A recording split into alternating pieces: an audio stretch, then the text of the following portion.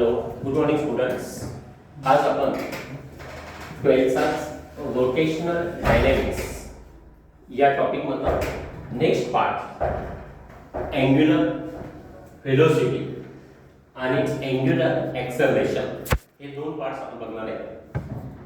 त्यातला पहिला जो पार्ट आहे तो आहे अँग्युलर व्हेलोसिटी, ज्याचा फॉर्म्युला आहे change in angular displacement upon time. Change in angular displacement आपण कोणत्या फॉर्म्युल्यात काढणार आहे?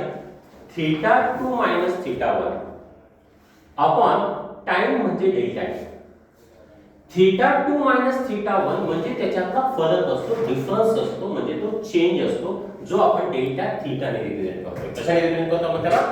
डेल्टा थीटाने रिप्रेझेंट करतो अपॉन डेल्टा टी. म्हणजे फॉर्म्युला काय झाला तुमचा? अँग्युलर व्हेलोसिटी म्हणजे omega is equal to delta theta upon delta T आला. त्यानंतर डेफिनेशनचा जर विचार केला आपण तर ही डेफिनेशन हा अपॉन टाइम आला म्हणजे तो रेट असतो. काय असतो? रेट असतो. म्हणून सांगताना आपण असं सांगणार आहे रेट ऑफ या रिकाम्या जागी न्यूमरेटर लिहा म्हणजे change in angular displacement with respect to या रिकाम्या जागी आपण फिल इन द ब्लँकच्या जागी आपण टाइम लिहा ई स्क्वाड ओमेगा. ओमेगा म्हणजे अँग्युलर व्हेलोसिटी. म्हणजे फायनल डेफिनेशन अशी की the rate of change in angular displacement with respect to time is स्क्वाड angular velocity. It is a vector. काय आहे? वेक्टर आहे. Its SI unit is rad per second. काय आहे? RAD per second. डायमेन्शनचा जर विचार केला तर m0 L0 t - 1 वेक्टर आहे म्हणजे त्याला डायरेक्शन आहे. आणि डायरेक्शन मध्ये आपण पुन्हा एकदा दोन गोष्टीचा विचार करू, एक क्लॉकवाईज आणि अँटी क्लॉकवाईज. तर तुमच्या असं लक्षात येईल की क्लॉकवाईज साठी जी डायरेक्शन असते ती perpendicular to plane vertically downwards आणि अँटी क्लॉकवाईज साठी असते perpendicular to plane vertically upward. जर आपण अँग्युलर डिस्प्लेसमेंट आणि अँग्युलर व्हेलोसिटीचं जर कंपॅरिझन केलं तर तुमच्या असं लक्षात येईल की direction of angular displacement and angular velocity are same. म्हणजे कोणतं डायरेक्शन? डायरेक्शन ऑफ अँग्युलर डिस्प्लेसमेंट आणि अँग्युलर व्हेलोसिटी आर सेम. आता या दोघांमध्ये जर रिलेशन दाखवायचं म्हटलं तर linear velocity is equal to v limit delta t tends to 0 delta s upon delta t. पण आपण कालच बघितलेलं आहे डेल्टा s म्हणजे r into delta theta. r is a constant. Take outside the limit r into limit delta theta upon delta t म्हणजे यालाच आपण म्हणणार आहे ओमेगा म्हणजे अँग्युलर व्हेलोसिटी. म्हणजे फायनल फॉर्म्युला तुमचा असा झाला v is equal to r omega किंवा delta v is equal to r into delta. इथे v म्हटलं इथे ओमेगा म्हणा, इथे डेल्टा v म्हटलं इथे डेल्टा ओमेगा म्हणा. r चेंज होणार नाही. म्हणून या ठिकाणी linear velocity is equal to radius into angular velocity. समजलं इथं? आता पुढचा जो पॉइंट आहे तो आहे तुमचा अँग्युलर एक्सेलरेशन.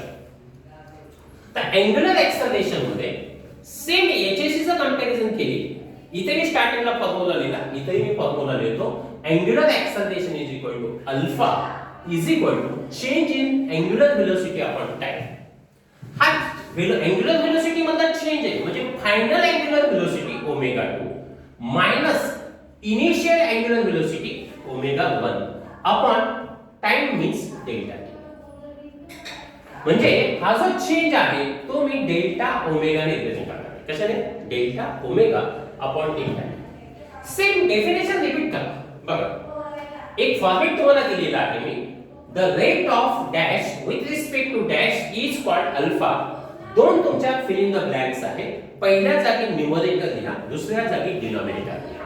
म्हणजे फॉर्मॅट असा होईल द रेट ऑफ न्यूमरेटर आहे change in angular velocity with respect to denominator liha time is called angular acceleration. It is also vector. SI unit rad per second square. Dimensions आहेत n0 l0 t minus 2. Direct vector आहे म्हणजे त्याला direction आहे, पण angular ऍक्सलरेशनच्या डायरेक्शनचा विचार करताना आपण दोन गोष्टीचा विचार करणार. किती गोष्टीचा विचार करणार परत आपण? दोन गोष्टीचा.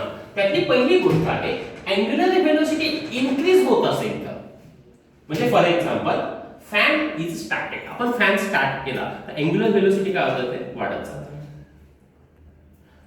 आणि दुसरी केस आहे अँग्युलर व्हेलोसिटी डिक्रीजेस, म्हणजे आपण जेव्हा फॅन स्विच ऑफ करतो तेव्हा अँग्युलर स्पीड काय होतं? अँग्युलर व्हेलोसिटी काय होते? कमी कमी कमी होत जाते, म्हणजे डिक्रीज होते. मग पहिल्या केस मध्ये म्हणजेच अँग्युलर व्हेलोसिटी इन्क्रीज असताना परत दोन पॉइंटचा विचार करणार आपण, क्लॉकवाइज आणि अँटी क्लॉकवाइज.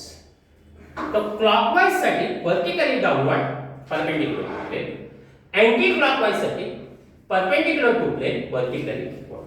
मग आपण याच्यामध्ये लक्षात ठेवा, when angular velocity increases then direction of angular displacement, angular velocity, angular acceleration are same. आता angular velocity decrease चा विचार करताना पण त्याच्यामध्ये दोन केसेस आल्या. एक आहे क्लॉकवाइज आणि दुसरं काय आहे? Anti clockwise. क्लॉकवाइज चा विचार केला perpendicular to plane vertically upward, anti clockwise चा विचार करा perpendicular to plane vertically downward. म्हणजे लक्षात ठेवा, याच्या कंपॅरिझन त्याची कंपॅरिझन केली तर जेव्हा अँग्युलर व्हेलोसिटी डिक्रीज होतो तेव्हा angular direction of angular velocity आणि angular acceleration are opposite. Are काय? अपोजिट. इथं सेम होते बघा, इथं तो कसे होते? सेम होते. इथे कसे आहेत का? अपोजिट. बघा तुम्ही डायग्राम मध्ये सुद्धा लक्षात घ्या, इथे डाऊनवर्ड अपवर्ड, म्हणजे या ठिकाणी हे अपोजिट झालेले आहे. म्हणजे इथे हे दोन्ही इथल्या डायरेक्शन मध्ये त्या डायरेक्शन मध्ये फरक आला का नाही? फरक. Next point, linear acceleration is equal to a limit delta t tends to 0 delta v upon delta t. Delta v म्हणजेच काय? इथं बघितलं बघा आपण, डेल्टा v म्हणजेच काय? r into delta omega. लिहा इथे r is a constant, take outside. काय झालं? Limit delta t tends to 0 delta omega upon delta t, आणि या सर्व पार्टचा आपण म्हणणार आहे अल्फा, म्हणजे r इनटू अल्फा. म्हणजे ऍक्सलरेशनचा फॉर्म्युला आहे a is equal to r into alpha. Linear acceleration is equal to radius into angular acceleration. Do you understand?